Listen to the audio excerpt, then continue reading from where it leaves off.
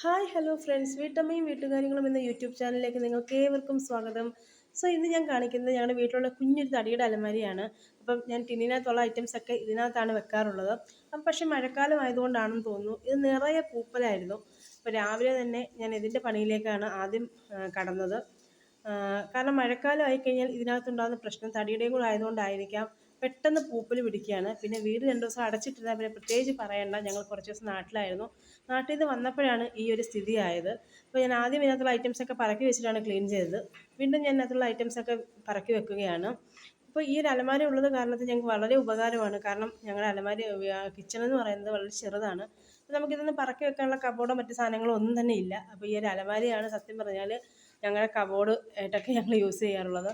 കാരണം എന്താവശ്യം കഴിഞ്ഞാലും ഉള്ള സാധനങ്ങളൊക്കെ ഞങ്ങൾ ഇതിനകത്തേക്കാണ് പറക്കി വെക്കാറുള്ളത്.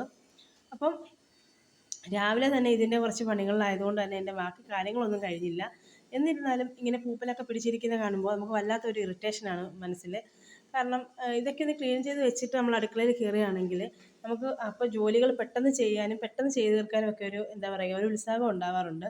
നേരെ മറിച്ച് ഇതിനകത്ത് ഇത് ക്ലീനൊക്കെ ചെയ്യാതെ ഇങ്ങനെ ഇരിക്കുകയാണെങ്കിൽ നമുക്ക് ചെയ്യുന്ന ജോലിക്കൊന്നും സ്പീഡ് ഉണ്ടാകത്തില്ല. പിന്നെ നമുക്ക് കയറുമ്പോൾ തന്നെ ഒരു സന്തോഷവും ഉണ്ടാകത്തില്ല. അപ്പോൾ ഇതൊക്കെയാണ് രാവിലത്തെ പരിപാടികൾ. Tata bye bye.